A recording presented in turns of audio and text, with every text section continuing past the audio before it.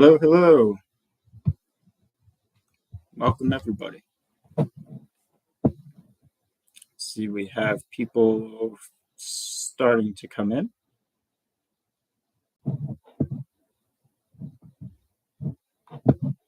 As people join, please put in your names, where you're from, what you're interested in, why you have come to view this webinar on Kontur today. I think we'll give it probably till 9:05 around then to let people start joining in, and then we can get started with everything.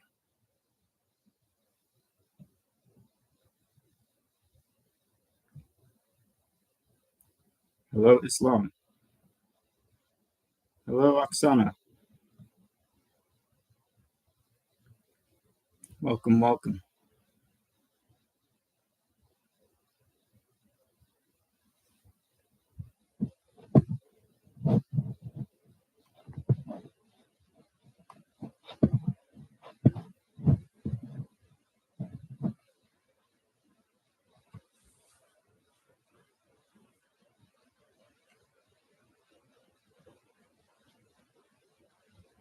Hello, hello. So as you join, please feel free to say hi, put your country, your interests, everything else is. I'm glad Project Kontur is good. Hopefully afterwards you'll have even better opinion after we go through everything today. Hello, Alexander. And we have Anastasia.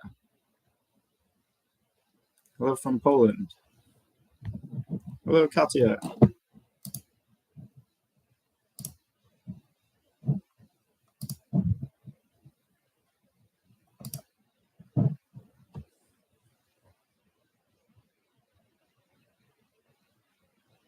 So please feel free to drop in your interests with Kontur, what brings you here today.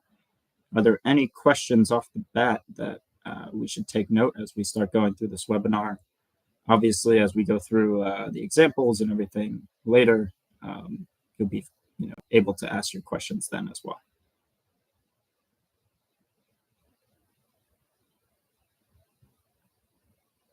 Hello, Seb. Seb, where are you calling in from?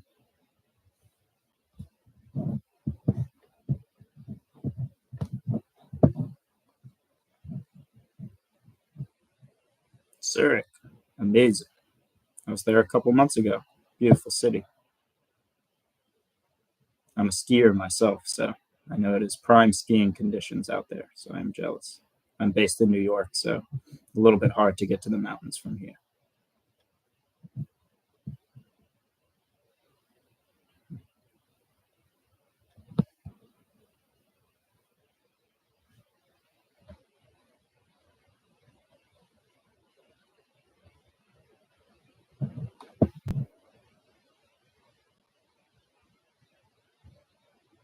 Who else do we have joining in?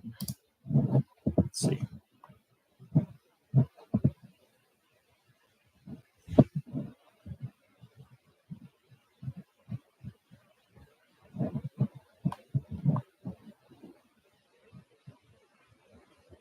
Sorry, Alexander, could you rephrase your question?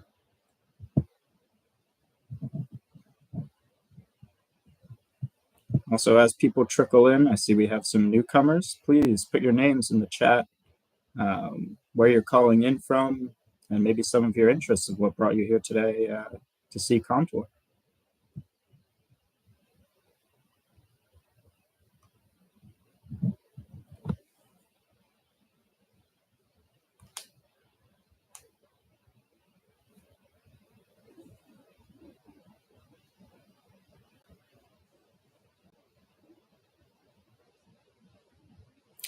No outside software. We're just streaming directly from YouTube Live using the YouTube Studio. Hello, Darfe. Hello from Georgia. Hello, Natalia.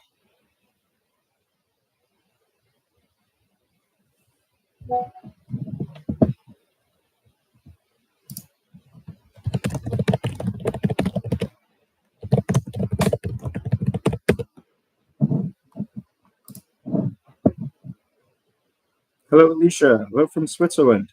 Where in Switzerland are you, Alicia?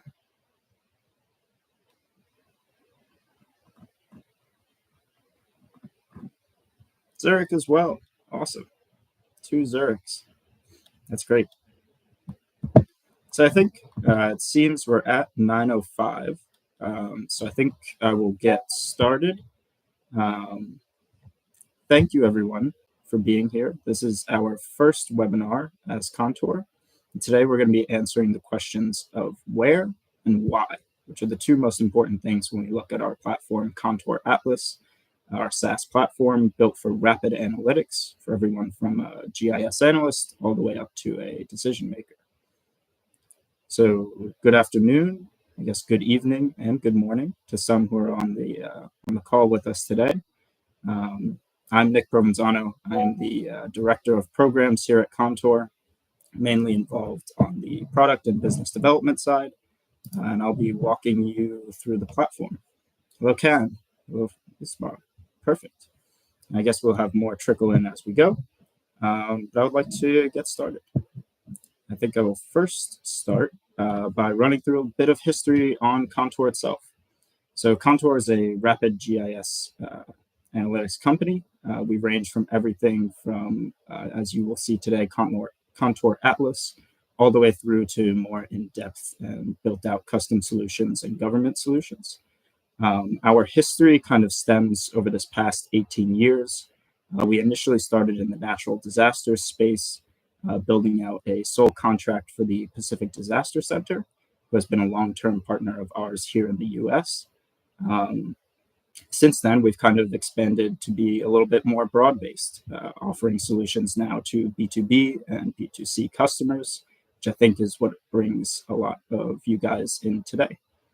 So we'll be running through that as well. So essentially, we started out with the PDC, building out Disaster Aware as a natural disasters tracking platform, and have since evolved over time to basically reinvent our technology, which is what you'll be seeing as Atlas today, into more of a house of GIS analytics, along with the layers and tool sets that combine into those and demonstrate our technology. So I think I will get started, and I just want to, before I share my screen and we start really going into things, please, everyone feel free to post any questions at any time. We have moderators in the chat going as well from our team. So if I'm in the middle of an explanation, or if there's something they can expand on, they'll be happy to add it in the chat as well. So please feel free as we go along. But let's get started with sharing my screen. Okay. So the first is, welcome to Kontur Atlas. So as I was saying, Kontur Atlas acts as a GIS hub for rapid analytics. So our goal is to really take the complex nature of GIS problems that are faced by anywhere from GIS analysts who are well-trained in systems like these, all the way up through to decision makers who may not have GIS experience at all, but come to us with a specific set of problems that they need answered. And it usually happens, along with the name of this webinar, to be where. Where is something, where is data that relates to your business problem, or where is data that relates to you personally? So at its kind of core, we are a collection of geospatial layers and tool sets that go along with those layers for advanced analytics. In-house within Kontur Atlas, we have over 200 GIS layers made available, and then a set number of tool sets that we will go through during this webinar. The first of which I think is our most impressive feat over these past couple of years that we've been developing this, and is now obviously one of the main highlights of Kontur Atlas, is the multi-criteria decision analysis engine. And what this does is it takes single source GIS layers that people normally view and combines them into a multi-criteria decision analysis. So we have, like I said, an initial set of over 200 layers. Some of those tending to be our more popular ones. I could actually display on screen here one of our most popular, which is population density. So as you can see, this is a global heat map of population density. displayed on Atlas at a 400-meter resolution. Now, our 400-meter resolution is actually an open source layer that we make available. This layer is one of the most widely downloaded open source layers on the UN Humanitarian Exchange. This is used by the UN itself and other large companies such as Uber even. So we make this open source to basically establish Kontur within the community. One of our biggest things is operating across open source platforms. We are a great partner to OpenStreetMap and OpenAerialMap, and continuously try to work with them to kind of advance their technology alongside of our own. So things go hand in hand when we look at that. But going into the layers, right? This is an example of one very popular, very widely used GIS layer of population. And in a lot of the examples that you'll see today of the multi-criteria decision analysis, you will see that it gets utilized. So I'll go back to our multi-criteria decision analysis. So what do I use this for? So essentially up here in our top toolbar, you can see this is the blank form of Atlas. Nothing to be done yet, but what we can do is actually start to create this multi-criteria decision analysis. And what I'm going to do to start, as just a very basic example, is I'm based here in New York, but let's say that I wanted to move. I wanted to do a relocation.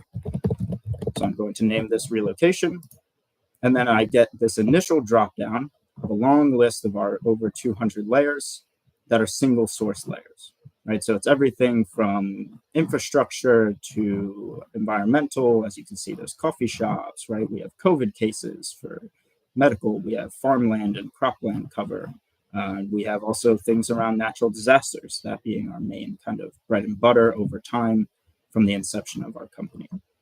So what we can do is then build a custom multi-criteria decision analysis. So for me, if I'm relocating, what do I care about, right? Let's start with the why, and then we're going to figure out the where. So I might care about average temperature. I want to play around with whether I like conditions to be hot or cold in the cities that I'm looking at. Also, if I want to go to a city, I might want to look at population, of course, right? One of our main layers. So I'll add in population.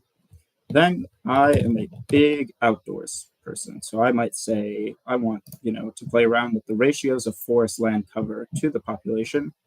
And I enjoy safety. So I just want to make sure that the number of days with disasters over the last year is low, because I don't want to find myself in any disaster zones. So obviously this can be tailored up to any number of layers that you like as we go through it. But this initial example kind of comes from having these four that relate to me. So what I do, I save my analysis, and in real time, Atlas will populate a heat map based on this analysis. And as you can see, it's loading up here. And perfect. So on my initial kind of stem within Atlas, this is what it has produced. Meaning the green areas are more prime for me, and as we look around. So as you can see, where I am in New York, I guess, isn't as prime as I thought it would be. But Atlas remains a GIS analytics hub, meaning that all of this is easily tailorable to the customization that I would like. So for example, right now, these are sentiments, meaning that over here, you have the good to bad ratios of the data. Meaning that for air temperature, something extremely cold, right now we're leaning towards good, while hotter days might be bad. But if I wanted to reverse that and say, I want a warmer climate, we can now switch that out, and it will, in real time, repopulate this heat map. Same thing with forest land cover. Right now, it's telling me that the forest land to population, if it's 0, it might be good, meaning that less forest cover to the population is a good thing. This will probably target more city developments, would be my guess. But like I said, I'm an outdoorsman, so I'm going to reverse that sentiment, meaning that if there's no land cover, that's actually a worse thing. So as you can see, it kind of starts to open up the map. Obviously, number of days without any disasters occurring in the last year, 0 being a very good thing in this scenario. I will keep that sentiment. Population. So this is where it's saying that less population is actually a good thing. But I am in New York City, and I kind of want to remain in a city. So I'll reverse this sentiment. And now here we go. This, based on now more customized tailoring down for my own personal sentiments, has now produced a heat map of where I should start looking. And it's looking like both Europe and a lot of majority of the United States is a good area. And if I wanted some metrics, let's say I wanted to move to Florida and see why are these hexagons much more green than the other ones surrounding it based in this area of Florida versus up here towards Orlando, I can click in and start to get my data based on the various layers that we are showing. All of this can then be pulled out and downloaded as a specific JSON file to have available. Now, even though that Kontur remains a tool for rapid analytics, and we're really targeting out the decision makers, such as we have on the call with us today, to be able to kind of produce this in a rapid format, we still maintain the back end of a specific GIS analytics hub, meaning that within these layers themselves, you're actually able to edit. And I can start to play around with the value ranges, the weights, and transform and normalize these systems, right? So within the value range, instead of the temperature being 44 as bad and good, maybe I want to lower this down to say that, okay, to me, 25 would be good. And if I save that change, it populates it in real time. So this allows for a lot of flexibility in terms of the use cases that people are looking at overall. So that is a brief explanation over one form of custom MCDA. So as we go through things, I think this will primarily serve as a lot of the kind of back-end thought process to how to do these types of analysis. But I know that we had a lot of specific requests building up to the webinar itself, so I'd like to get into those. So I'll switch my tab. And this is one that we built through Kontur as optimal sites for EV charging stations. So this is an analysis of Estonia. I believe we have some people joining on in the webinar from the area. And what we have done is essentially used an MCDA analysis primarily, meaning that, okay, let's look at what we would like for EV charging stations. So to answer that why factor of what we should be looking at. So the first is we're looking at car parkings and capacity to population, densely populated area proximity, the OSM OpenStreetMaps roads completeness data, of course, population, and then one of the most important things in EV charging availability is proximity to power lines. So through these, sentiments have been set up. And again, if you would like to edit them, more than happy to. What we then do is take our analysis and drop pins based on the location data to find the efficiency for EV charging availability. So as you are able to go in, you can now go in and see all the value ranges for the data, both in the coefficients, the values, and the normalized values. And these all reflect the MCDA analysis layers that we are looking at. And all these can be clicked into for the hexes.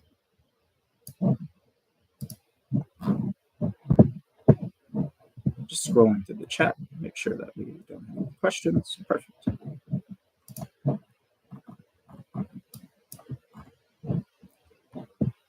So another form of this can also be seen by looking at optimal locations for entertainment centers, another webinar request from users. I built this out as an MCDA to target New York City, and look. So as you can see, this took into account car parking capacity to population, right? Important that people are able to park on site. Dining and drinking areas are great for entertainment, have a drink before the show. Historical sites and museums, right? Attract general tourism, bring people in that will then lead to them going to forms of entertainment. Of course, population, we want to see how many people are there, estimate our market size. Public transport stops, right? How easy is it to get to the venue? And then retail to area. So making sure, people have a lot to do outside of it, whether it's purchased there at the entertainment venue or they make a day out of it and go shopping before the show. So as you can see, me given my knowledge of kind of the US area and the area surrounding me, I know for a fact that over here we have like rural Pennsylvania, meaning that in this area it is pretty bad to set up an entertainment center as a lot of it is just generic farmland. But as you can see, you scroll deeper into New York and New York City, meaning Brooklyn over here. Over here we have Manhattan. And these are where the areas start to get much greener in terms of the data that we are seeing. And I can say that by being in the city, As an investment, setting up an entertainment center here, pretty good idea.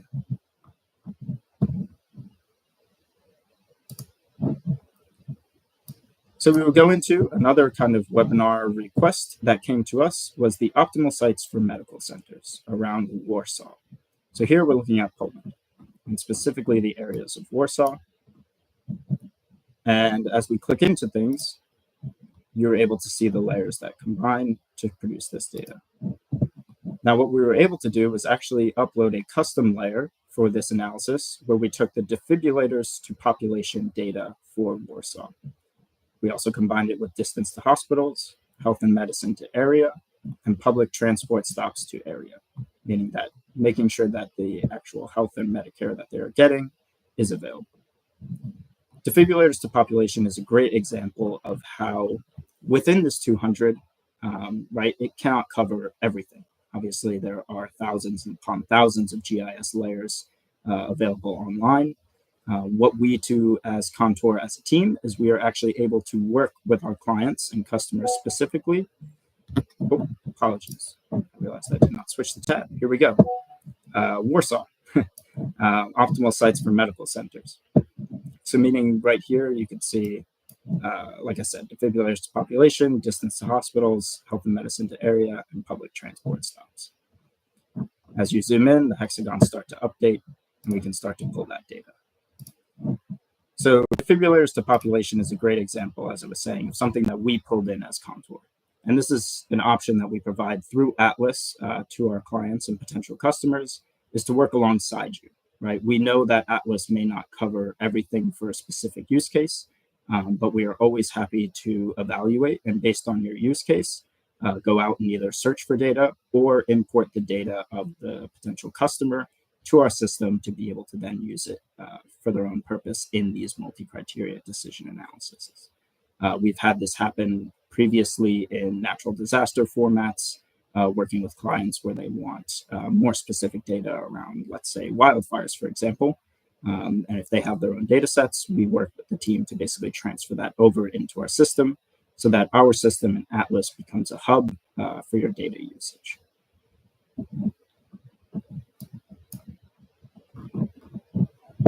So we're going to the next one. The next one, we are looking at kindergarten analysis. And this is a one-off layer that we have designed as Kontur, which provides kindergartens to population. So as you can see, I mean, that is one of the biggest things I would say for new families, potentially new homeowners. Relocation analysis is where, is a good area that I should locate so that my children have good access to education. And in this case, specifically kindergartens. And as you can see, we zoom in. I believe this was a webinar request as well. We can start to get a count, right? So the OSM kindergartens count is 8 versus the population. I apologize. We're having a little technical difficulty on switching tabs. It seems to need a double click. First webinar, so you have to bear with us for some of the technology mess ups. But anyway, sorry. Now you are seeing the map. Here we are looking at the kindergartens population. So as you can see, this one has the OSM kindergarten count of 7 versus the population 2 over here, but a green one will have 8. So another example of how this can be used, even through a single source layer, to kind of provide the analytics that you were looking for. This was a request from a client. Essentially, they were building out data centers. And what they wanted to do was a competition analysis. So essentially saying, hey, can you find a global layer of data centers, do an analysis of the conditions that make it prime to build one out, and then let's see where are there open gaps within the data to be able to, for the client to go and expand. Tab really is not working. So here we are. Now you can see the data center. So essentially, you can see that this is a global layer. We've mapped it out globally with data center locations. And as we go in, you can see that there, within the US, there is a lot of build out of potential location areas. So for this analysis, we took the air temperature, very important in terms of data centers. The GDP, you want to make sure that there's a strong economy around where you're building it out.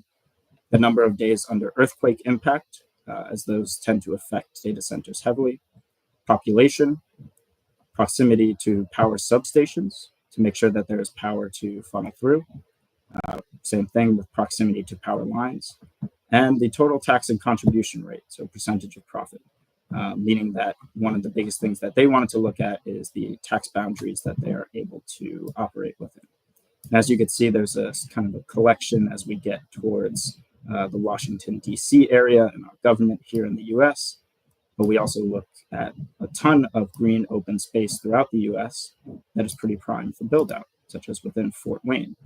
We're looking at the world climate average temperature, great ranges, great values, and great normalized values across. And the same thing goes for the rest of these hexagons.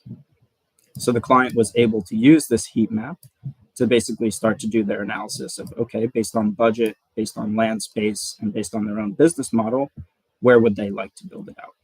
So we gave them kind of the data to support it, and then they go and answer their question of the main thing, which is where.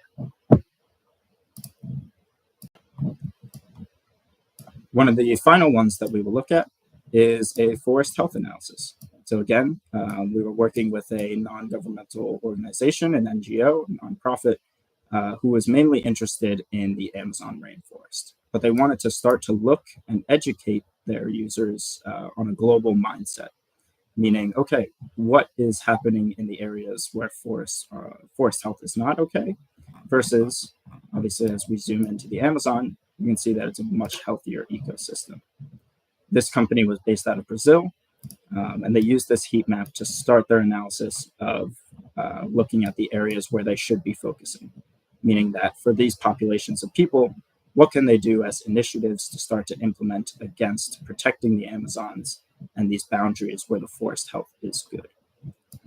This data was then passed on to the indigenous people of the Amazons, where they now are basically installing education programs to learn how to use the maps and the mapping engines so that they can start to do their own custom analysis, import their own data, and really build out their own kind of stylistic platform to do this. The final one that I would like to show you was an example that came to us on natural disasters. This is done actually on the Odin platform, which is outside of Kontur Atlas, but is within the Kontur ecosystem. The Odin platform kind of acts as an incident command hub around natural disasters and provides disaster feeds, which can be seen here through a dropdown. This came to us through the US government to basically prototype out a MCDA analysis for wildfire sensors and wildfire sensor site selection. So this was the first global heat map that we built out based on our factors. So for wildfires, elevation is important. Obviously, forest land cover buildup, the population, and total road density. What they used this MCDA for was actually to download it and combine it with their own data. They had live weather data, meaning that they wanted to do an analysis with wind patterns and other various factors to basically combine with the MCDA to start to do a wildfire site selection analysis. So they were looking at the area of Tennessee around Knoxville. And as this repopulates, you can see that they were able to go in here and say, okay, based on these factors and what they know about the forests, where in these hexagons should we start to place sensors to have a better detection range and detection zone for wildfire sensor analysis? We worked locally with the local GIS analyst and the directors of the program, meaning that it was great to see how GIS analysts can use the tool on a much more detailed level, while the director positions had more of the effect of using the mapping engine to basically look at it from a top-down view. So providing that rapid analytics overall. So these are a few examples of MCDA and multi-criteria and how you can see how powerful the tool is to answer that question of where. I'm going to take a brief break and check the chat and just see for any generic questions we have. Looking through. Great. I see that people are tagging some of the moderators. Please continue to do so. As the next segment I will get into is around our AI. So of course, in the modern day, we combine Atlas with AI. And for this, I will go back to our main tab. So now you are seeing our first relocation analysis. So the two forms of AI that we offer is our AI insights and our AI search bar, which acts as a comb through an MCDA. But the first we'll go into is AI analytics, or AI insights. So what I would like to do is go into New York City, my hometown.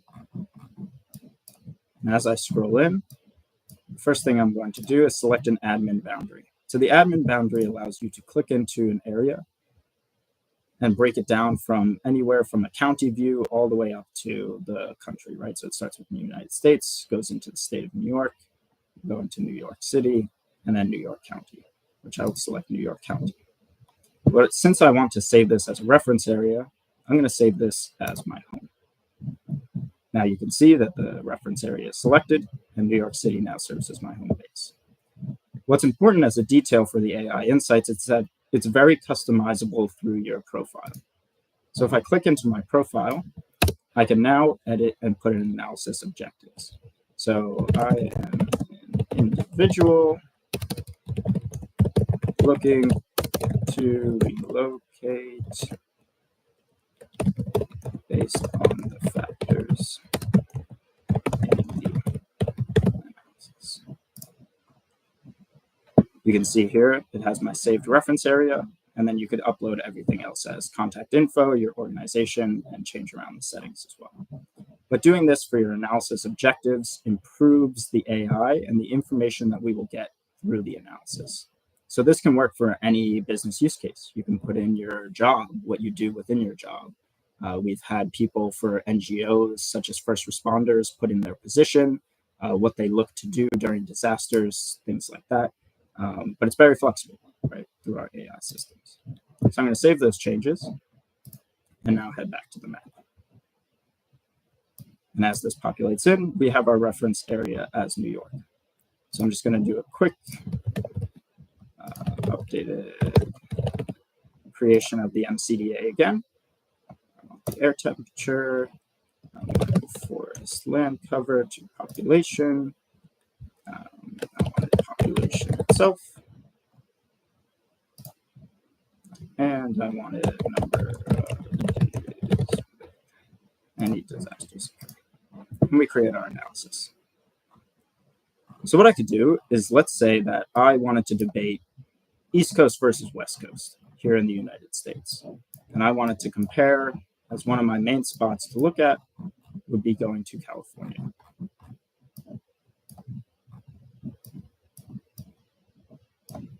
And I would like to look at San Francisco as one of my other areas of location. So what I'm able to do is, seeing that New York is my reference area, I can now compare any city globally based on these analyses against this admin boundary. So when I click in, I'm going to click into San Francisco. As we close out the layers and build out the AI insights is gathering data and will actually build out a report based on what I've put on my profile and the MCDA that is in there.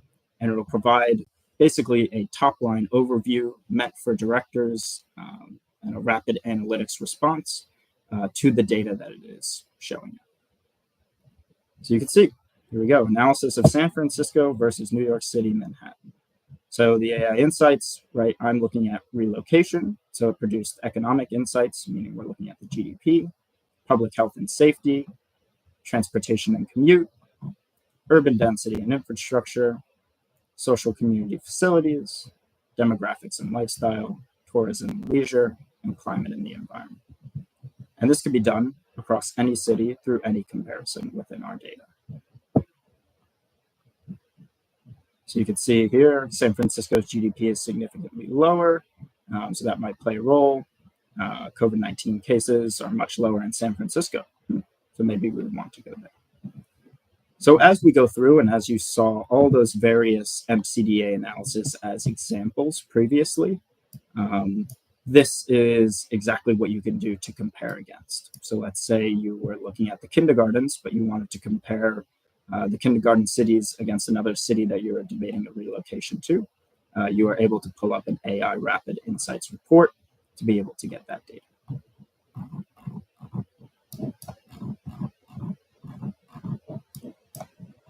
So the next form of AI, and our other more powerful one, relates to MCDA itself.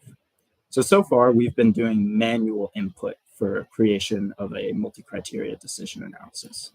What we have done is basically taken that and converted it to an AI process, meaning that now I can simply ask the search bar one of my questions, whether it's where or again why, and be able to get that result based on the AI producing the MCDA analysis. And how the AI works is that it combs only our internal data sets.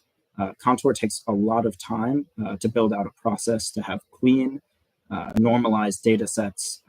Like I said, that's why our population data set is one of the most widely downloaded open source layers. So to do that, we kind of keep it consistent with how we implement it with AI. So it basically combs through the AI combs through the MCDA database and selects based on efficiency the layers that it presumes best based on your request. So we will do a live demo here and say, I want to relocate. Where should I go? Now it takes a second. The AI is generating the analysis for me.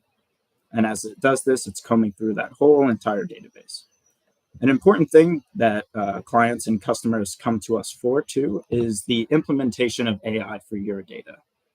We are working at Kontur right now to build out a system that would allow basically the attachment of MCDA and the AI system to other people's data sets.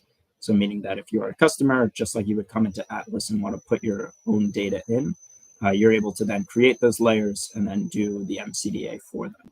So making it that while you might have thousands of layers to look through, the AI can help do this. So create analysis, ideal relocation spots. And as you can see, it quickly pops up with an MCDA on a global perspective of my relocation. So you can see in the beginning, I selected 4 layers. Here we have the AI's choices. So they say access to healthcare is important, community and government to area, gross domestic product, safety, and human development index. So while the AI has selected based on its efficiency the layers that it thinks most important, I would then like to edit this. So instead of editing down to each layer, I can go up to the top form, go to edit, and it pulls up the same thing just like we were doing before of manual input, where I can now combine in the other layers that were important to me.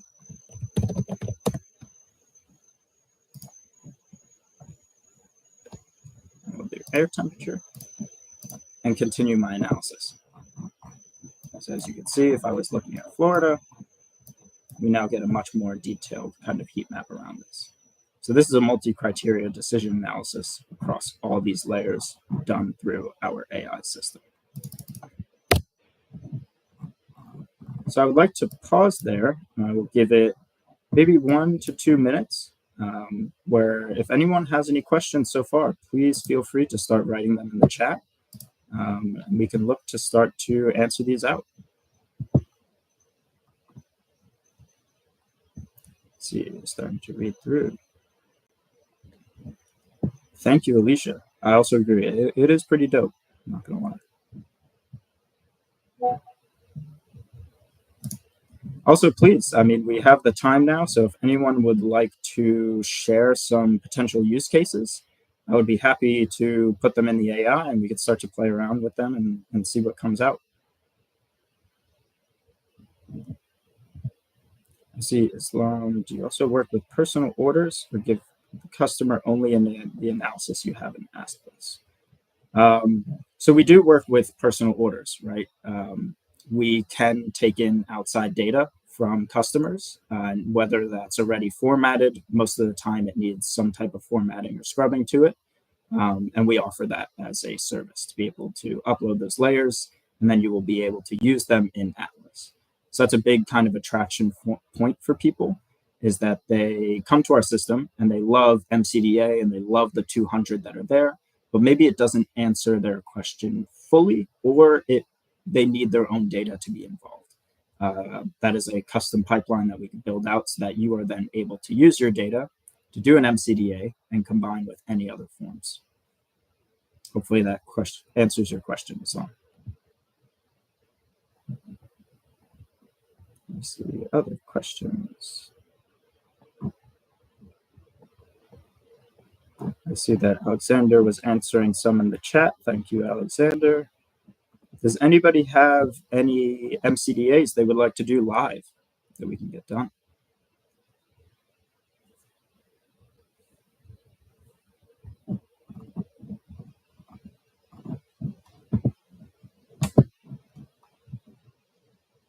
I think one of my favorites, I can walk through another one. We've had some clients come in the past for solar farm analysis. So let's say where, as our main question, where should I build my solar farms?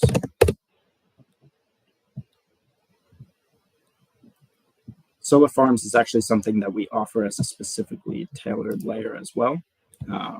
We've done this and built out a much more in-depth one for clients in the past. So that's available upon request as well. But let's see what the MCDA AI comes up with.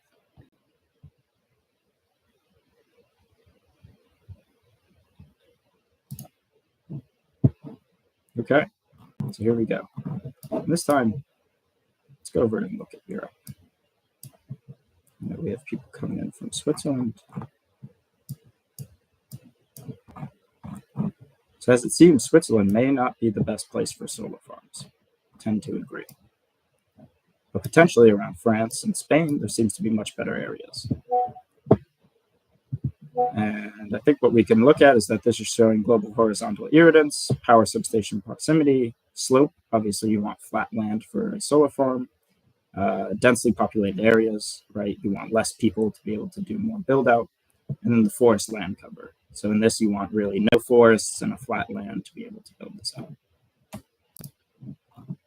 And I see that, oh, we do have some MCDA requests in the chat. Thank you, Alicia. Design shipping lanes that respect biodiversity corridors. Okay.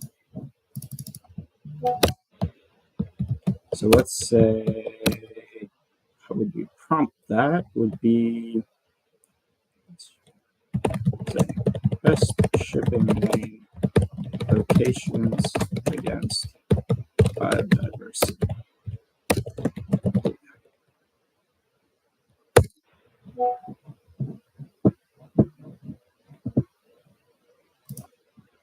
So let's see what this produces. And then I see that there are more requests rolling into the chat, so we will go one by one through them. But this is a great tool. Obviously, yes, being attached to a library of tailored GIS layers, it's a little bit more specific to the layers that we have on hand.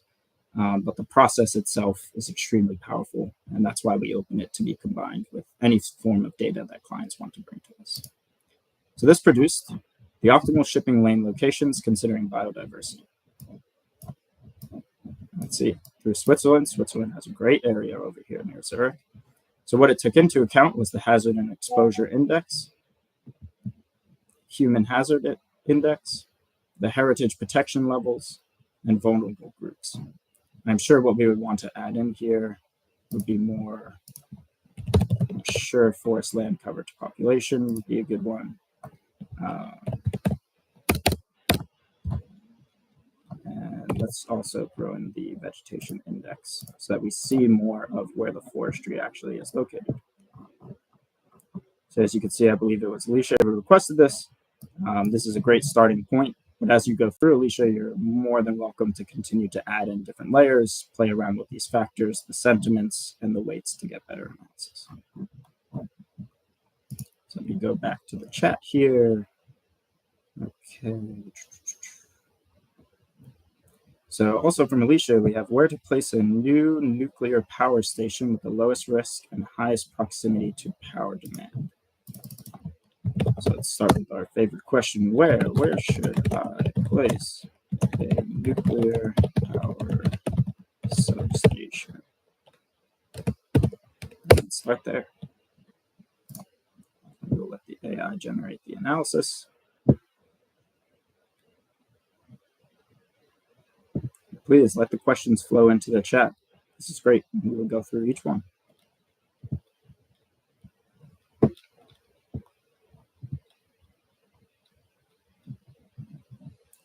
takes a couple seconds for the analysis to generate. And here we go. So we have optimal location for nuclear power substation. So let's look at it from a world view first. So for this MCDA, the AI has chosen densely populated areas, proximity to power lines, river flood hazards, and power substation proximity. As you can see, we go into Switzerland.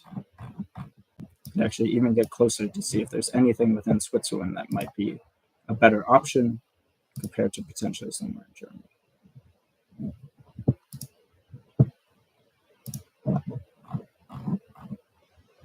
Perfect. We go back to the chat. Where to place new power? I see we have one from Darfa here. Can we check where is the best location to have a pet fox? I like that. Where is the best location to have a pet fox? Sometimes Atlas's usage doesn't have to be all business. Sometimes it can just be fun. And Darfa, if you're planning on getting a pet fox, we will show you where. It'll take a few seconds to load this up. So I'll also say that Atlas as a whole has pretty standard GIS tool sets along with it. You're able to draw custom polygons, do analysis within those polygons, other things such as locate me, measure the distance, and you can actually pull and edit the map in OSM as well. But back to the fox. Okay, so here we go, and I know that Darfa. Let's see around the area of Eastern Europe how we are looking. So for the fox, the AI has selected forest land cover, COVID-19 cases, shrubland cover to area, and health and medicine to area, meaning that you want to make sure that you can take care of your fox. In this case, I may want to edit this down, right, to kind of normalize the weights, and I'll be able to do that. And in this case, having more forest land cover so your fox can go and explore the area is a much good thing. So hopefully that answers your question, Darfa, if you are still planning to get a pet fox. Let's see, we'll go through more examples, which is shipping lanes. Find a location to open a new pharmacy from Alex T. Okay, let's check it out. Prime question, where should I open a new pharmacy?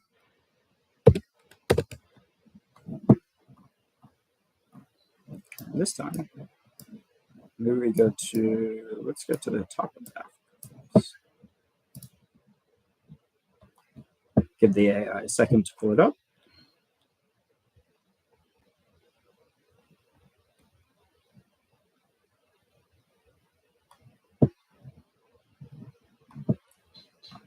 Please continue to put your MCDA requests in the chat, and we will keep going. I can say personally, I've spent hours using this platform to, just like with the pet fox, search the most random things possible and test out the system. So let's say optimal locations for a new pharmacy. Ooh, so it looks like the ones of Africa, not the most optimal. But let's go over to the United States. Specifically, I'm originally from New Jersey. So let's see what it's saying for Y Union County over there. So we're able to get these ranges. So let's see what it put together. Put together population. Very good. Distance to hospitals, of course. Pharmacies to population, a great layer that we have in-house to do this analysis, meaning that you can now do a competitive analysis to make sure you're not competing against tons of pharmacies. The percentage of permanent population. So you kind of, with a pharmacy especially, you definitely want people who are staying, right? Long-term customers who need to access their Medicare. And then public transport stops, definitely important for being able to get to the pharmacies. A lot of the times this is done through hospitals as well here in the US. So definitely an important layer. If we look at seeming like the cities, mainly New York, obviously being a densely packed kind of high medical buildings to area zone is much better than potentially opening one out here in Pennsylvania. You can see the same thing, Philadelphia, another major city. So for Alex there, for your MCDA, I would recommend that you probably choose one of the more populated cities across the US, potentially. And I'm sure that it is the same for across the pond, looking at where to go. Some of the more major cities, such as Paris and Bardo, Lombardy over here. And I'm sure as we go in, Zurich is that healthy green circle as well. So I'd say that we have 10 minutes left in the webinar. So please feel free to continue to add it in, and we can do some of these last MCDA analyses. So I see Alicia as well. Where to implement urban tree planting initiatives given urban heat island risks. So let's just put that.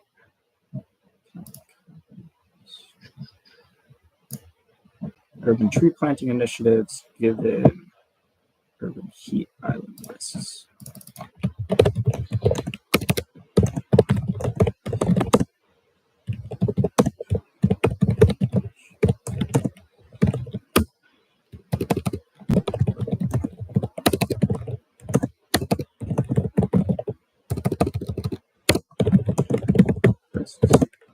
Okay, Alicia, let's take a look and see.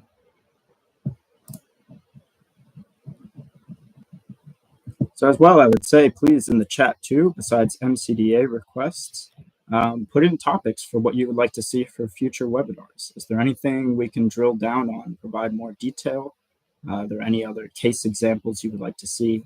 I think we plan to start doing these a little more regularly to really display, especially as we roll out new forms of Atlas and add technology to it. So I'd love to hear everyone's ideas on what we should do next. So we have optimal sites for urban tree initiatives considering heat risks. So here we are, Alicia. I know you are in Switzerland, so we can look at this area.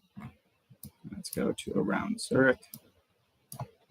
See, we have a little bit more green than potentially out over here. And as it updates, we'll get an even better kind of heat map. Let's see what it took into account. So we have the air temperature as a maximum. Obviously, cold being a bad sentiment, good being a little bit on the hotter side. Thermal anomaly exposure to road length, population to road length, and densely populated areas. So what I think we would want to add in here definitely is things around forest land cover. So let's just add that in for you here. Forest land cover to population. And we want to get a sense of kind of overall vegetation in terms of tree health. And now we have a much better kind of updated heat map around this. So it seems even within Zurich, give it a sec to repopulate on the hexes. But I'm sure once you get further and further away from the city, you can see there was some green in here in terms of those hexes. But it will start to span out. And we can look at this from a global layer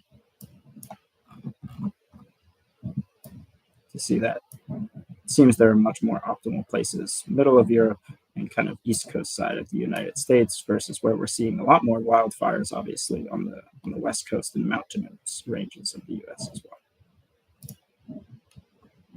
well. Okay, let's see. Very cool, super question. I see another one from Darfa. Where should I buy land to sell it later? Alicia, new idea for a new feature. Where am I safer from terrible policies from the new US administrator? A good question to ask. A good question to ask. But let's do Darfa. Where should I buy land to sell later? So I'm going to phrase that as, where is the best land for investment properties? And let's see what we get. And I believe this will be one of our final MCDA analysis. We might have time for one more if someone has one thing to ping in the chat.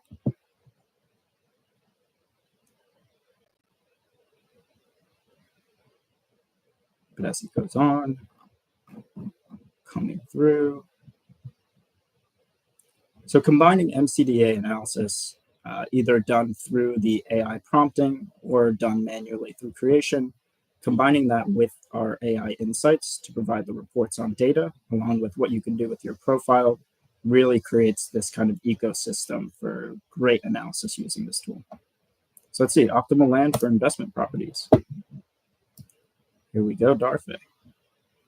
So as you can see, we're looking at more kind of green in this top area, a little bit on the East Coast. Obviously, I'm sure this is going into New York, one of the best places in the world for real estate. Probably want to avoid this top part of Africa and potentially some of the areas around Mongolia and Kazakhstan, it seems. Same with Australia, does not seem the best for investment properties. But if we go in here, you can actually see that some of the areas within people joining the call is actually great places. Zurich seems to be a very healthy green dot. We could actually tailor it down to even see where in Zurich we should start buying. And some of these other cities coming around, such as Lucerne, great tourist destination, short ride from Zurich. That could be a great result of comparing the data for. Let's go back to the chat. So I'd say if anyone has any final requests, it seems we have 5 minutes left in terms of the analysis. So please feel free to type any final ones in and we can get it done.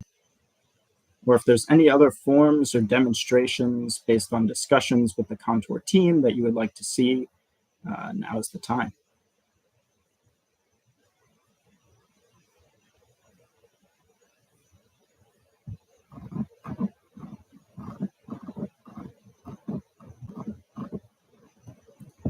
I will do one of my favorite examples. Then if there's no more, just to end it on a fun note, where is Santa Claus? So as a kid, I was always wondering, but now with Atlas, I can get the answer. We will see on a global perspective of where they believe the best areas for Santa Claus could be. Oh, maybe I need to rephrase that.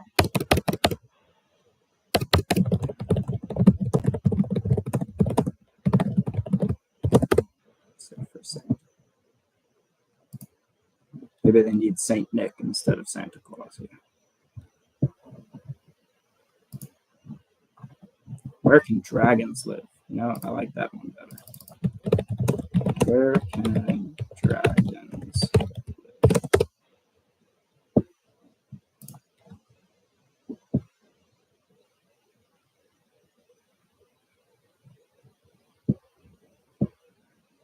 Let the AI do its thing.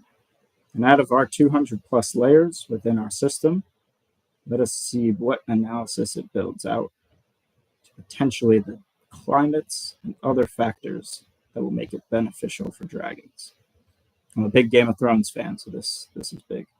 Let's see. So potential habitats for dragons. Well, there you go. So it seems in this, we've taken the evergreen needle leaf forest land cover to area, meaning elevation. You want high elevation, so they could stay up into mountainous areas, densely populated areas. This is actually saying that the more populated it is, the better. I'm sure that's because as people, we may be considered food in this case. Forest land cover and volcanoes to area. So good being more to access. I'm sure they get fueled from the fires of the volcanoes. In this case, forest land cover being 0 means that they're looking for open plains. So for Alex, if you want to go find some dragons, may I suggest kind of upper Canada to potentially upper Russia over here, maybe even some parts of China. So I would say happy hunting in that case. So I think with that, I'm going to stop sharing my screen. Hop back on. Hello, everybody. Alicia, no worries to jump. And thank you for joining on today. And I would say as we wrap up here, we have 1 more minute. Thank you, everyone, for joining on, given the various times of day and time zones that we're crossing over. Like I said, this will be the first of probably a series of webinars, so please feel free to reach out to us with any ideas of what else we could do to provide more insight on Kontur Atlas. You can reach out to our team if you would like to start getting access to using the tool. We're more than happy to start going through your custom needs to provide the best solution for you. So thank you, everybody. This has been great. Nick Provenzano, Director of Programs. Please feel free to reach out with any questions. But if not, I will see you guys on the next webinar. Thank you very much.